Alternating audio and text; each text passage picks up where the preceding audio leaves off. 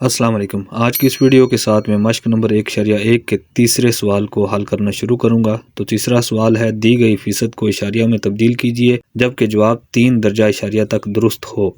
तो सबसे पहले हम जो पहला पार्ट है उसे हल करेंगे। पहले पार्ट में जो क्वेश्चन दिया गया है वो है 47%। पहले स्टेप में हम 47% को 100 से डिवाइड करेंगे। तो जब हम 47 को 100 से डिवाइड करेंगे तो जो आंसर आएगा वो 0.47 आ जाएगा।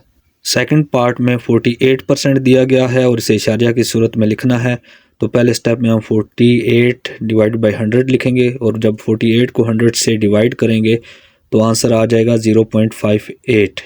थर्ड पार्ट में 92% दिया गया है और इसे इशारिया की सूरत में लिखना है। तो सबसे पहले हम लिखेंगे 92 डिवाइड बाई 100।